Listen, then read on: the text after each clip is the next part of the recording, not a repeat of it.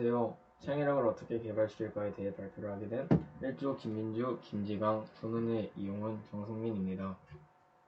먼저 창의력을 어떻게 개발시킬까에 대해 나누기 전에 창의력은 무엇인지, 창의력은 개발한다는 것은 무엇인지에 대해 나누고 싶습니다. 우선 창의력이란 새로운 생각을 해내는 힘인데요. 이렇게 이야기한다면 창의력은 너무 어렵다 생각하실 수 있겠지만 창의력이 꼭 무언가를 새롭게 창조해서 흥미를 끌게 만드는 것만 있는 것이 아닙니다.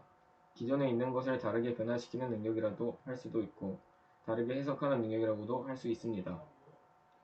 그럼 어떻게 창의력을 개발시킬까에 대해 생각해 보았을 때 가장 먼저 해야 할 것은 문제인식하는 것이라 생각합니다. 어떤 것에 문제를 인식하고 그것에 대해 계속해서 고민하는 것이죠. 하지만 이때 고민만 하는 것이 아니라 머릿속에 있는 것을 계속해서 끄집어내어서 이야기하고 시험해보기도 해야 합니다. 하지만 이렇게 이론적으로 창의력을 키울 수 있다면 모두가 창의력을 개발시키는 데 쉽게 성공할 수 있겠죠. 이제 창의력을 더 개발시키고 키우는 데 도움이 되는 것을 소개해보겠습니다. 첫 번째, 관심과 호기심. 두 번째, 적극적 행동과 긍정적 사고. 세 번째, 상식적 등식 거부.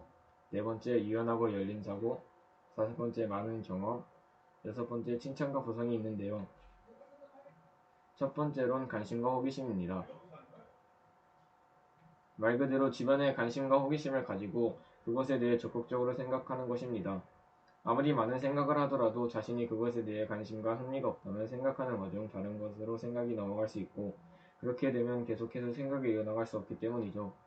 또 변화시키고 싶은 것에 호기심을 가지고 물음표를 던지며 계속해서 탐구하는 습관이 필요합니다. 두 번째는 적극적인 행동과 긍정적인 사고를 하는 것입니다. 문제에 대해서 이건 안 될 거야 라는 생각으로 처음부터 절대 될 수 없다는 것을 단정 지은 후 생각을 이어가다 보면 내가 왜 이러고 있는 것이지? 라고 생각하며 생각을 차단하고 결국엔 결론에 도달하지 못할 것입니다. 또한 자신이 지금까지 실패했던 것들을 바라보며 나는 할 수 없다는 소극적인 생각을 가지고 있다면 의욕적으로 생각을 이어갈 수 없고 오히려 실패한 것을 왜 실패했을까에 대해서 자책을 하게 될 수 있는데 그런 것이 아닌 다시 차근차근 돌아보며 생각하는 자발적인 행동을 갖는 것이 중요합니다. 세 번째는 상식적인 등식을 거부하는 것입니다. 제가 예시 하나를 들어보겠습니다. 여러분은 지금 배가 고파서 밖에 나갔는데 식탁에 토스트를 해먹을 수 있는 빵이 있습니다. 그럼 여러분은 토스트 굽는 도구나 후라이팬에 빵을 구워서 맛있게 먹을 것입니다. 여기서 토스트를 먹기 위해서 오븐이나 후라이팬에 굽는다가 일반적인 명제이지요? 근데 여기서 구워 먹을 수 있는 기계가 고장이 났다면 어떻게 하실 것입니까? 여기서부터 우리가 당연하게 생각하는 상식적인 등식을 거부하는 것입니다.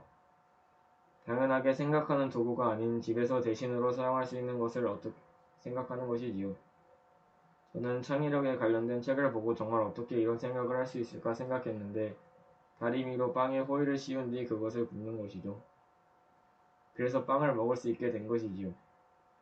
이렇게 우리는 당연하다고 생각한 것을 배제시키고 반전시켜 생각한다면 창의성 개발에 도움이 될 것입니다. 네 번째는 유연하고 열린 사고를 가지도록 하는 것입니다. 제가 지금 보고 있는 드라마 하이에나에서는 변호사들이 의뢰인의 무죄를 또는 재판에서 승리하기 위해 두뇌 싸움을 하는 장면이 많이 나오는데 그곳의 여자 주인공은 할 수 있는 모든 가정을 열어놓고 의심하고 생각하며 사건 하나하나를 풀어나갑니다. 이러하듯이 어떤 한 가지에 단편적이고 막힌 사고로 생각을 하다 보면 어느 지점에 이르러서는 생각할 수 있는 것이 막히는 일이 생길 수 있습니다. 그래서 다양한 사고를 받아들여 다른 관점에서 이 문제를 보면서 다시 하나하나 풀어가야 합니다. 다섯 번째는 지금까지 겪어보지 못했던 경험들을 하나씩 쌓아가는 것인데요. 어떤 사람이 초콜릿을 한 번도 먹어보지 못했을 때 앞에 초콜릿이 있다면 신경조차 쓰지 않을 것입니다.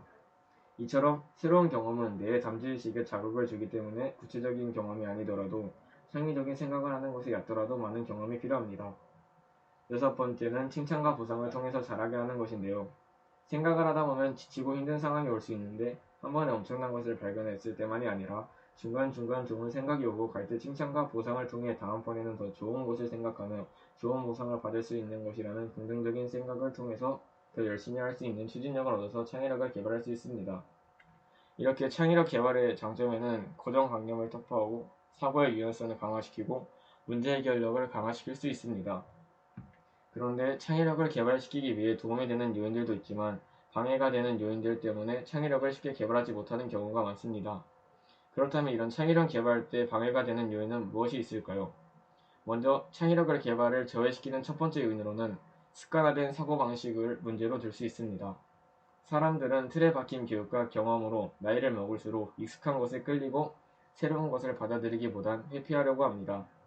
결국 이러한 습관화된 사고방식은 새로운 형태의 사고를 저해하게 됩니다. 그리고 두 번째 요인으로는 부정적이고 소극적인 자세를 문제로 들 수 있습니다. 창의력을 개발시키기 위해서 할 수 있다는 자신감과 포기하지 않고 끝까지 해내는 끈기 있는 자세가 필요합니다.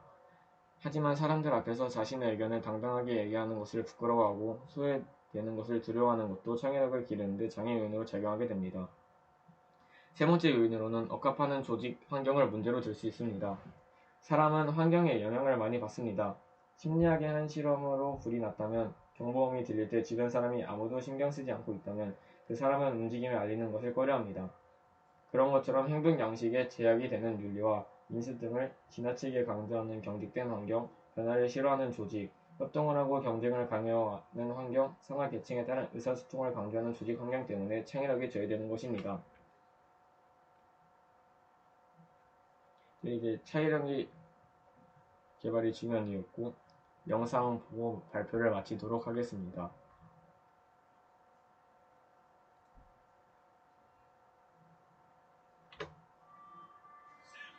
아이들을 놀래키는 것을 직업으로 가진 괴물들. 풍선으로 하늘을 떠다니는 집. 프랑스에서 유명 셰프가 되고 싶어하는 생쥐가 나오는 이야기들을 만드는 회사. 바로 픽사입니다. 우리는 흔히 픽사를 천재들이 모여 창의적인 작품을 만드는 회사라고 생각합니다. 하지만 픽사 애니메이션의 초기 모습이 지금 우리가 아는 내용과 전혀 다르다는 사실을 알고 계신가요? 제작 직전까지 토이스토리의 주인공 우디는 어둡고 비열하고 무례한 캐릭터였습니다. 그래서 다른 장난감들을 놀리고 막말을 하죠.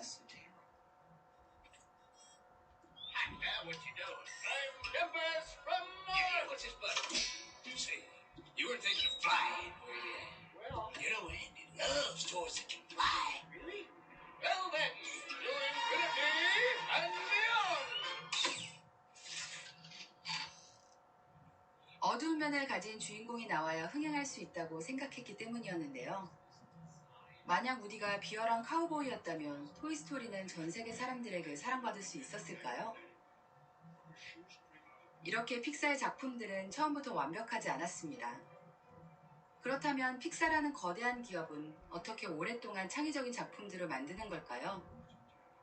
오늘은 책 창의성을 지휘하라와 다큐멘터리 픽사 스토리를 통해 픽사의 창의성 뒤에 숨겨진 비밀에 대해서 이야기하려고 합니다.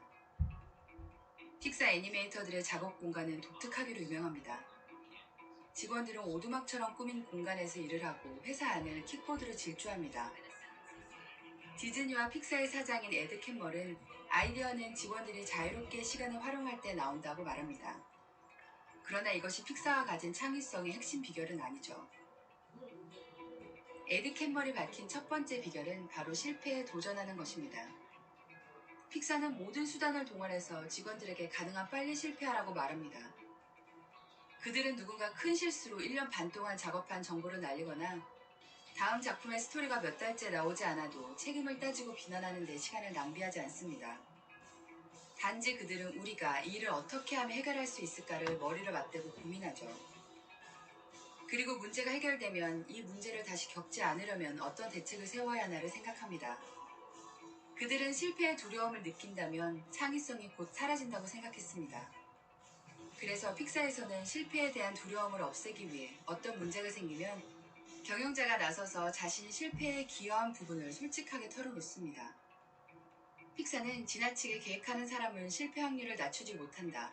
실패할 때까지 걸리는 시간이 길어질 뿐이다라고 말합니다. 두 번째는 그들만의 피드백 집단인 브레인 트러스트입니다. 브레인 트러스트는 작품을 씬으로 나누어 등장인물의 표정, 배경, 빛 등을 해부해 분석합니다. 이 과정을 통해 시나리오가 뒤집히기도 하고 등장인물이 추가되기도 하죠.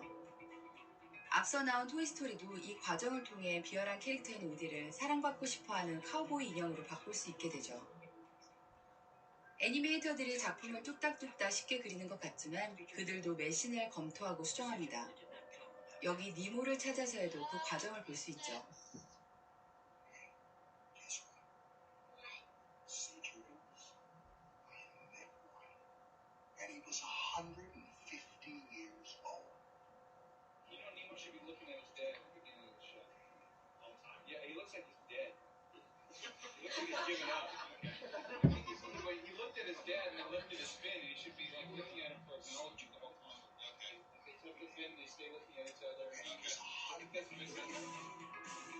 피드백 받는 것을 즐기는 사람들은 없지만 그들은 피드백을 통해서 더 좋은 결과물이 나온다고 믿습니다.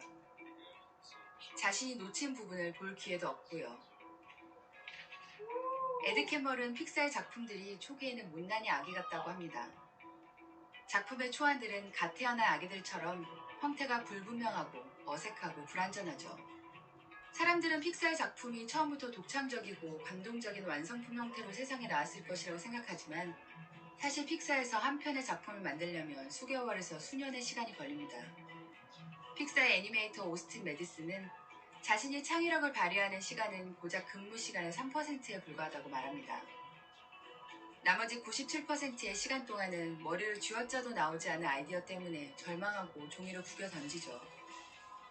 그러나 그들은 끈질기게 매달리고 서로의 피드백을 듣고 고침의 이야기를 완성합니다. 이렇게 픽사의 애니메이션은 수많은 시행착오를 거치며 탄생됩니다. 어떤 일을 진행하는 동안 이것이 성공할지 실패할지를 예측하는 것은 어렵습니다. 그래서 무조건 많은 시도를 하고 피드백을 통해 최선의 방향으로 나아가야 하죠.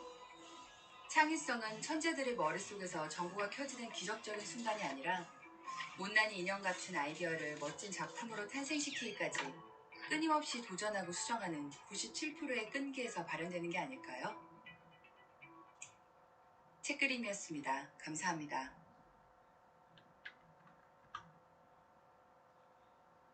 감사합니다.